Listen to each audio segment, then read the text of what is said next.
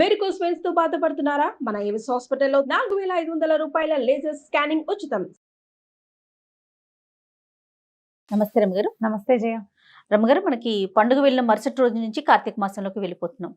కార్తీక మాసం అనగానే నాకు ఫస్ట్ గుర్తొచ్చేది ఏంటో తెలుసు రమ్మగారు, మీ కార్తీక పురాణమే.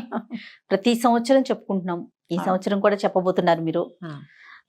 సో ప్రేక్షకులందరికీ నిజంగా చెప్పాలంటే ఇది ఒక శుభవార్తే.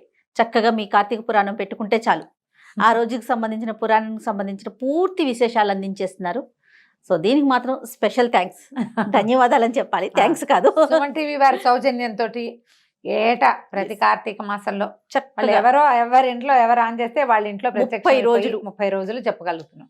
ఈ అవకాశం చేయ ఇప్పుడు నేను చెప్పడం వాళ్ళు వింటాం కాదు, చెప్పే అవకాశం రావడం కూడా ఎంత అదృష్టం, భగవంతుని దయ్యే కదా రమ్మగారు. అంతా కూడా అదే అనుకో. ఎవరైనా మన మాట వింటున్నారంటే ఆ మాట వినిపించే అవకాశం లభించడం ఉంది, చూసావా? రాయించుకుని రావాలి. నేను అలా రాయించుకొచ్చాను. మీ వాక్కు రమ్మగారు, అది అలా దొరికింది అంతే అవకాశం. అదిగోండి ఇదే రైట్.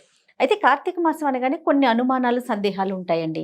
ఈ నెల మొత్తం పాటించాల్సిన నియమాలు కానీ, ఎలాంటి జాగ్రత్తలు తీసుకోవాలి, కొన్ని అడ్డంకులు వస్తాయి, అలాంటప్పుడు ఏం చేయాలి, ఇలాంటి సందేహాలు ఉన్నాయి రమ్మగారు. అయితే సందేహాల కంటే ముందు బ్రీఫ్ గా అసలు కార్తీక మాసం మనం ఏం చేయాలి ముందు అది మాట్లాడుకున్నాక తర్వాత సందేహాల గురించి మాట్లాడుకుందాం. అలాగే మొదట స్నానం కార్తీకంలో, తర్వాతది దీపం, తర్వాతది దానం, ఉపవాసం, ఇవి ఇంపార్టెంట్. అలాగేనండి. కార్తీక స్నానం అంటే పొద్దున్నే లేచి ఎర్లీ మార్నింగ్. నీ ప్రశ్న అదే కదా, ఎప్పుడు అని. ఎర్లీ మార్నింగ్ ముందు వాక్యాలు చెప్పేస్తా. తెల్లవారుజామున సూర్యోదయానికంటే ముందు, ప్రాతకాలం కంటే ముందే స్నానం చేయటం. ఈ స్నానము ఒట్టిగా ఇంట్లోనే కాకుండా వాపి-కూప తటాకాదుల్లో స్నానం చేస్తే, అంటే నుయ్యి కానీ, బావి కానీ, దిగుడు బావి కానీ, ఎక్కడైనా చెరువు కానీ, స్విమ్మింగ్ పూల్ కాదు స్విమ్మింగ్, పాండ్ కానీ, నది కానీ, సముద్ర స్నానం నెలలో ఒకరోజు చేస్తాం. వీటిలలో ఎక్కడైనా స్నానం చేయటం. స్నానం చేసిన తర్వాత దేవాలయ దర్శనం ఒకటి ఇంపార్టెంట్గా చెప్తారు. కార్తీకానికి దీపం చాలా ముఖ్యం. ఇది ఆశ్వేజ మాసం తర్వాత వచ్చేటువంటి కార్తీకం అంటే శరదృతువు. ఇప్పుడు మనకి శ్వాసకోశాలకు సంబంధించినటువంటి సమస్యలు వస్తాయి, తప్పకుండా దీపం పెట్టుకోవాలి. ఆ దీపారాధన తాలూకు ఆ ధూమాన్ని పీల్చడం వల్ల ఆరోగ్యం బాగుపడుతుంది. కార్తీక దీపంలో పరమేశ్వరుడు ఉంటాడు, ఇది మెయిన్. తర్వాత దానం చేసుకోవటం. దానాలు రకరకాలు, చాలా రకాల దానాలు చేయొచ్చు. తిలా దానం చేయటం, బట్టలు వస్త్రదానం చేయటం, దీపదానం చాలా అఖండమైన ఫలితాన్ని ఇస్తుంది. రకరకాల దాన ప్రక్రియలు. తర్వాత దేవాలయ దర్శనాలు, ఇంట్లో దీపం పెట్టుకోవటం, దేవాలయంలో దీపం పెట్టుకోవటం. చివరిగా ఉపవాసం. కార్తీక నక్తాలని చేస్తారు. పగలల్లా ఉపవాసం ఉండి రాత్రి చుక్కలు చూశాక భోజనం చేయటం నక్తం అంటారు. నక్తము అంటే రాత్రి, కార్తీక నక్తాలు అదే దాని పేరు.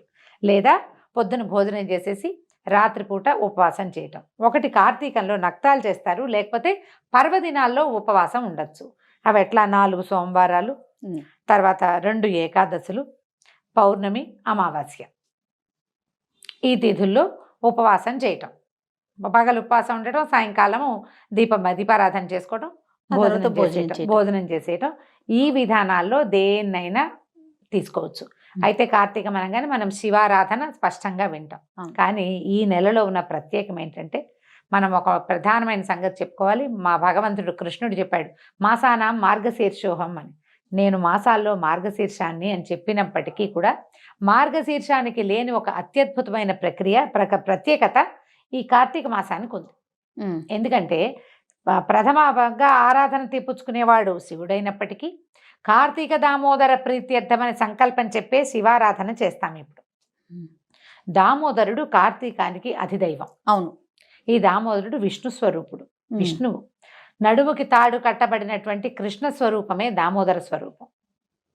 ఆయనను తలుచుకుని నువ్వు ఏదైనా చెయ్యి. ఆయన తలుచుకుని స్నానం చేయి, ఆయన తలుచుకుని దీపం పెట్టు, ఆయనే తలుచుకుని దానం చేయి, ఆయనే తలుచుకుని శివారాధన చెయ్యి. ఎంత అద్భుతం కదా! ఏదైనా నేను ఒక్కటే అని మేమిద్దరం ఒకటే కదండి. మేమిద్దరం ఒకటే. శివకేశవుల అభేదాన్ని స్పష్టంగా తెలియచేసేది ఈ కార్తీక మాసం. అద్భుతం. ఇది అత్యద్భుతమైన వ్యవహారం. ఇదైతే ఈ శివారాధన, శివలింగానికి శివారాధన చేస్తూనే విష్ణు స్వరూపమైన సాలగ్రామ ఆరాధన చేయటము, సాలగ్రామాన్ని దానం చేయటము కార్తీకంలో విశేషమైనవి. ఈ నెలలో విష్ణువుని తులసితోటి పూజించటం, తులసితో పాటు ఉసిరి చెట్టును కూడా ఉంచి రెండింటిని కలిపి పూజించటం. ఇట్లా తులసి పూజ కూడా చాలా ప్రాధాన్యతని సంతరించుకుంటుంది. చూడు, శివప్రీతి కోసం అభిషేకాలు చేస్తూ విష్ణు ప్రీతి కోసం తులసి పూజ చేసుకుంటాం. దీపాలు తులసి దగ్గరే పెడతాం. ఇలా శివకేశవుల ఇద్దరి ఆరాధన కుదిరేటువంటి ఈ మాసంలో ఏదైనా ఒక్క రోజైనా ఉపవాసం, ఒక్క రోజైనా దీపారాధన, ఒక్క వస్తువైనా దానం చేయటం, ఒక్క రోజైనా నదీ స్నానం చేయటం, ఒక్కసారైనా దేవాలయానికి వెళ్ళటం కూడా నెలంతా చేసిన ఫలితాన్ని ఇస్తాయి. పైగా సంవత్సరంలో ఉండే 12 నెలలు 11 నెలలు ఒక ఎత్తు, ఈ ఒక నెల ఒక ఎత్తు. ఎందుకంటే ఈ నెలలో ప్రతిరోజు పర్వదినమే. ఏ రోజైనా ఆరాధన చేసుకోవచ్చు. ఈ తిథిలో కొన్ని ప్రత్యేక తిథులు ఉన్నాయి. ఏ తిథికి ప్రత్యేకత లేకపోయినా కూడా నువ్వు పూజ చేసుకోవచ్చు. అది కూడా నెల చేసిన ఫలితాన్ని ఇస్తుంది. అంత ప్రత్యేకమైన మాసం కాబట్టి కార్తీకం మీద చాలా ఆసక్తిగా ఉంటుంది. మనం పైన చెప్పుకునే వ్యవహారాలన్నీతో పాటుగా పురాణ శ్రవణం అనేది ఒక పెద్ద వ్యవహారం. అవునండి. ఈ పురాణము ఎవరైనా చెప్తుంటే వినొచ్చు, స్వయంగా చదువుకోవచ్చు. పైవేవి చేయలేకపోయినా, ఏవి దీపము, దానము, స్నానము, వ్యవహారాలు ఏమి చేయలేము. ఆరోగ్యం సహకరించకపోవచ్చు. ఏదైనా గర్భవతులు, చంటి పిల్లల తల్లులు, ఇంట వంట లేదు, ఎవరు చెయ్యరు, మన సంప్రదాయంలో లేదు, అయినా కూడా పురాణం వినొచ్చు. దానికి ఎటువంటి అడ్డంకులు ఏ ఆటంకాలు లేవు. ఇవన్నీ చేసిన వాళ్ళకి ఎలాంటి ఫలితం లభిస్తుందో పురాణ శ్రవణం చేసిన వాళ్ళకి కూడా అంత ఫలితం లభిస్తుంది. ఇప్పుడు ఇన్ని లక్షల మందికి పురాణాన్ని వినిపించే వాళ్ళ దానికి ఏం లభిస్తుందో చెప్పు నువ్వు. మహాద్భుతం కదా రమ్మగారు, ఇంకా మాటల్లో చెప్పలేరేమో బహుశా. అంతే. కాబట్టి ఈ వీటిలలో ఏదైనా చేయొచ్చు. ఇది టోటల్గా కార్తీక మాసంలో మనం ఆచరించవలసింది. ఇంకొక ఫైనల్ టచ్ ఏంటంటే, కార్తీకంలో నది స్నానం ముఖ్యమైనది, సముద్ర స్నానం చాలా అద్భుతమైంది. దీంతో పాటుగా వనభోజనం ఒకటి చాలా ప్రముఖమైంది. వనభోజనానికి ఎవరైనా పిలిస్తే నిరాకరించకుండా చక్కగా వెళ్ళండి. ఏమైనా ఎక్కువ ఔషధ వృక్షాలున్న ఫామ్ హౌసుల్లోకి వెళ్ళగలిగితే ఇక మీ అదృష్టం అది. అంతే. అలాంటి అవకాశం లభించడమే అదృష్టం. అందరం కలిసి వెళ్ళి భోజనాలు చేసి తంబోలా ఆడుకోవడానికి మాత్రం కాదు అది. ఎందుకంటే మనం ఇన్ని వృక్షాలు ఉన్న చోటకు వెళ్తే ఆ ఎక్కువ ఆక్సిజన్ని పీల్చగలగటమే మన అదృష్టంగా భావించాలి. చెట్ల కింద కూర్చుని సామాన్యంగా నేల మీద ఆకుపరుచుకుని అన్నం తినడం భగవంతుడు ఈ అవకాశం ఇచ్చాడు. ఇప్పుడు చాలా పరిస్థితులను గడిచొచ్చాం మనం. అవును. అబ్బో, ఇప్పుడు ఈ సంవత్సరం హాయిగా తినే అదృష్టాన్ని కల్పించాడని ఒకసారి భగవంతుడికి ఒక నమస్కారం చేసుకోండి. ఉసిరి చెట్లున్న తోటల్లోకి వెళ్ళగలిగితే మంచి ఆక్సిజన్ లభిస్తుంది. ఈ నెలలో ఉసిరి చెట్టులో కూడా అపరిమితమైన ప్రాణశక్తి ఉంటుంది. అందుకని ఉసిరి చెట్టు తప్పకుండా ఉండాలి అని చెప్తారు. పిందెలు, పూత అవి ఉన్న ఉసిరి చెట్లు అయితే ఇంకా మంచిది. సూపర్. తప్పకుండా. అయితే మరి కొన్ని సందేహాలు ఉన్నాయండి. ఎవరైనా చనిపోయారనుకోండి, కార్తీక మాసం వచ్చింది, సంవత్సరం లోపే కార్తీక మాసం వచ్చింది, వారు పూజ చేసుకోవచ్చా, దీపం పెట్టొచ్చా? అంటే ఇప్పుడు సంవత్సరీకం లోపల నిత్య దీపారాధన ఎవరైనా చేసుకునేది. మామూలుగా చేసుకుంటాం, ఓకే, చేసుకోవచ్చు. దీపారాధన చేసుకోవచ్చు. ఒకసారి ఎక్కడైనా దేవాలయంలో నిద్ర చేసి తర్వాత దేవాలయ దర్శనానికి వెళ్ళొచ్చు. కాకపోతే పర్వదినాల్లో పూజా విధానాలు చేయరు. సంవత్సరం లోపే దేవాలయ దర్శనానికి వెళ్ళొచ్చు. ఏవో కొన్ని కమ్యూనిటీస్లో అది ఏడాది పాటు గుళ్ళోకి వెళ్ళకూడదనే నియమం ఉంటుంది, కానీ అలా చెప్పటం లేదు జయ. కొండలు ఎక్కే చోటికి వెళ్ళకూడదని ఒక సిద్ధాంతం చెప్తారు. కొండలు ఎక్కే దేవాలయాలకి వెళ్ళకూడదు అని. మేము పాటించలేదు జయ. మేము మా పురోహితుని అడిగితే మొక్కులు తీర్చుకోవద్దు కానీ దేవాలయ దర్శనానికి వెళ్ళమన్నారు. ఓకే. ఇప్పుడు కూడా మనం ఏడూర్లు ఈ సంవత్సరీకాల లోపల మీరు ఏదైనా దేవాలయానికి వెళ్తే గోత్రనామాలు చెప్పి అర్చన చేయించుకోకూడదు. దేవాలయ దర్శనం చేసుకోవచ్చు, ఏమీ తప్పులేదు. ఈ పర్వదినాల్లో చేసుకునేటువంటి దీపారాధన అంటే ఇప్పుడు ప్రత్యేక ఆరాధనలు చేస్తాం కదా, వాకిట్లో దీపం పెట్టడం, ఆకాశ దీపాలు పెట్టడము, తులసి దగ్గర ప్రత్యేకంగా దీపం పెట్టడం, పౌర్ణమి రోజు చేయటము అవి చెయ్యొద్దు. నిత్య దీపారాధన పెట్టుకోవచ్చు, తప్పులేదు. ఓకే. ఇప్పుడు పీరియడ్స్ టైంలో ఇప్పుడు నెలంతా పెడతాము సాధారణంగా. కార్తీక మాసంలో ఒక 5-6 రోజులు పెట్టలేకపోతాం కదా, అప్పుడు ఏంటండి ఏమన్నా ఇబ్బంది అనిపిస్తుందా? ఇబ్బంది మానేస్తాము. ఒకవేళ మీకు అవకాశం ఉండి మీరు పక్కన కూర్చొని ఇంట్లో ఎవరైనా పెట్టేటది పెట్టుకోవచ్చు. మీకు అవకాశం లేదు, మీరు ఇంట్లోనే ఉంటారు, ఆ 5 రోజులు మానేయండి. 5వ రోజున 4వ రోజున స్నానం చేస్తారు. 5వ రోజున కూడా మళ్ళీ తల స్నానం చేసి అప్పుడు దీపం పెట్టుకోవచ్చు. ఏమైనా చాలా శారీరక ఇబ్బందులు గనక ఉంటే, మీకు చికాకు అనిపిస్తే, మీ మనసు కేసుమి అది ఒకవేళ చికాకుగా ఉంటే ఇంకో 2 రోజులు మానేసుకోండి. తర్వాత దీపాలు కంటిన్యూ చేయొచ్చు. ఈ పోయిన 7 రోజుల పుణ్యాన్ని నేను ఎలా సంపాదించాలని దిగులు పడద్దమ్మా. ఎవరికి ఏది ప్రాప్తమో ముందే చెప్పుకున్నాం కాదు, ఇక్కడ రాసుకొస్తాం మనమని కదా. కాబట్టి వస్తుంది, వచ్చే సంవత్సరం ఫినిష్ చేసుకుంటాం. అయినా కార్తీకంలో ఒకరోజు దీపం పెట్టినా చాలు, ఒకరోజు స్నానం చేసినా చాలు అని చెప్తున్నాం, పదే చెప్తున్నాం. ఇది కార్తీక్ పురాణంలో చెప్పింది, మన మాట కాదు, పురాణంలో చెప్పబడిన మాట. ఋషులు ఆల్రెడీ మనకి చెప్పారు, అదే కదా ప్రమాణం మనకి. కాబట్టి పోయిన ఈ రోజులు అని దిగులు పడి బాధపడద్దు. కుదిరితే చేసుకోండి, కుదరకపోతే మానేయండి. సత్యనారాయణ వ్రతాలు చేసుకుంటారు, కేదారేశ్వర వ్రతం చేసుకుంటారు కార్తీకంలో, ఏకాదశుల్లో చేసుకోవచ్చు, మీ ఓపిక.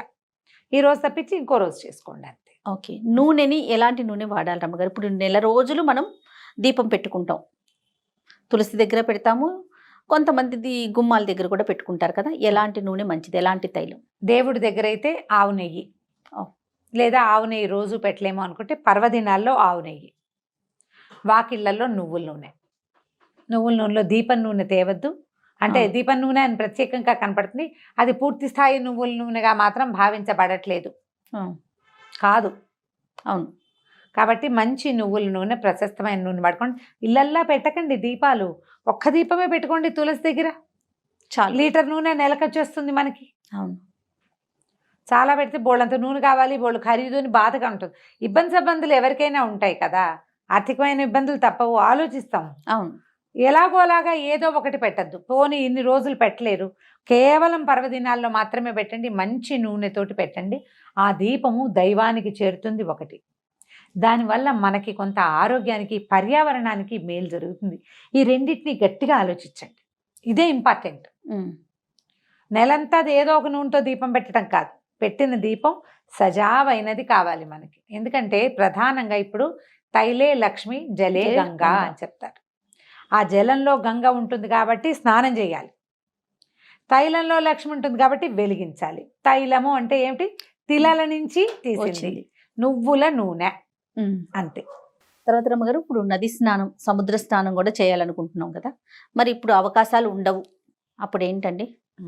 నది పరివాహక ప్రాంతాల్లో పల్లెటూళ్ళల్లో ఉండేవాళ్ళు అదృష్టవంతులు. అంతే. పూర్వం అట మనకి ఎక్కడ మాఘ పురాణాల్లోనో కార్తీక పురాణాల్లో కూడా చెప్తారు, అట్లా వీళ్ళ ఊరంతా వెళ్ళిపోయి నది ఉన్న ప్రాంతానికి వెళ్ళి అక్కడ నివసిస్తారు.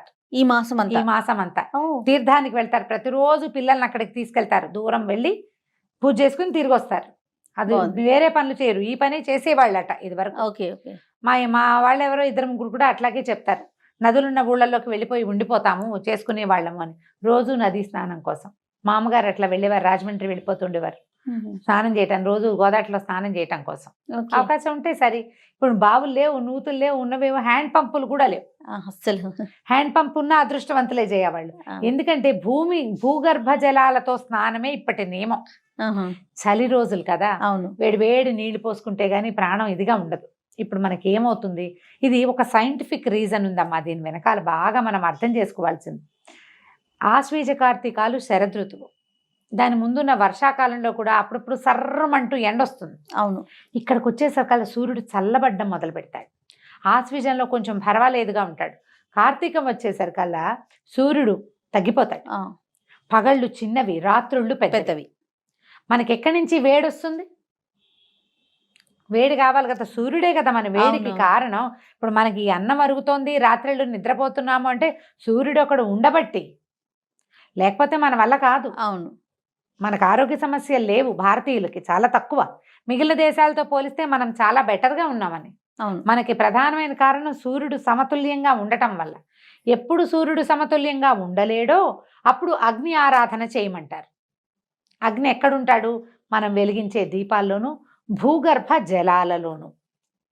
జలంలో అగ్ని ఉంటుంది. ఇప్పుడు ఎట్లా ఉంటుంది? మామూలుగా పైకి చూస్తే ముట్టుకుంటే అమ్మో అని చలేస్తుంది, దిగాక చలేదు. అవును, నీళ్ళ లోపల భూ సంబంధమైన జలాలలో అగ్ని ఉంటాడు. ఆ వెచ్చదనం కనుక మనకు ఒంటికి అలవాటైందా, మీరు చూడండి ఓవర్ హెడ్ ట్యాంక్లో నీళ్లు చల్లగా ఉంటాయి, అదే అప్పుడు బోర్ వేయించుకున్నాం అనుకో వెచ్చగా వస్తాయి నీళ్ళు. అవకాశం ఉన్న వాళ్ళు బోర్ వాటర్ తోటి స్నానం చేయండి. ఇంట్లోనే స్నానం చేస్తాం, ఇంట్లో స్నానమే నీచ స్నానం అని చెప్తారు కార్తీక పురాణంలో. అన్నిట్లలో అదేనే నీచమైంది. సూర్యోదయం అయిపోయిన తర్వాత చేసేది కూడా నీచ స్నానమే. ఇప్పుడు 6:15, 6:20, 6:10కి సూర్యోదయం అవుతుంది అనుకో, దానికి ఒక్క నిమిషం ముందు చేసినా సరే.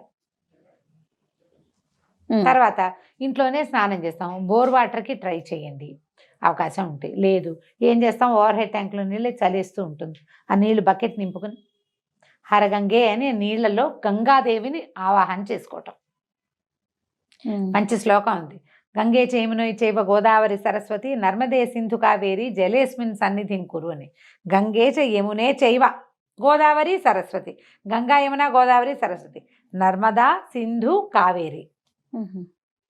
కావేరీ నది స్నానం అత్యంత ప్రసిద్ధమైనది, చాలా ప్రత్యేకమైనది అనిగా కార్తీక పురాణంలో చెప్తారు. కావేరి మంచిది. చేయగలుగుతామో లేదు, అందుకని ఆ నదులన్నింటినీ ఇక్కడే సన్నిధిగా చేయనైనా అని ఓ దండం పెట్టుకోవటం. ఆ నీటిని హరగంగే అని చెంబుతో ఎత్తి నెత్తి మీద పోసుకోవడం అంతే. ఇంట్లో చేసినా మరి ఇలాగే చేయాలి. అందుకని నెలలో ఒక్క రోజైనా నదీ స్నానానికి ట్రై చేయండి తప్పకుండా. దానికోసం పల్లెటూళ్ళకి వాటికి వీటికి నదీ పరివాహక ప్రాంతాలకి మన ఫ్రెండ్స్ చుట్టాలు అక్కయ్యలో మామయ్యలో ఉంటే ఓ మాట వెళ్ళి ఒక్కసారైనా నదీ స్నానం తెల్లవారుజామునే సూర్యోదయానికి ముందే చేసేసి దగ్గరలో ఉన్న శివాలయంలో దర్శనం చేసుకుంటే కార్తీక ఫలితం అమోఘంగా లభిస్తుంది. చాలా సందేహాలు చెప్పారు అమ్మగారు. అయితే చూసిన తర్వాత ఇంకా కొన్ని సందేహాలు మాకు వస్తూ ఉంటాయి.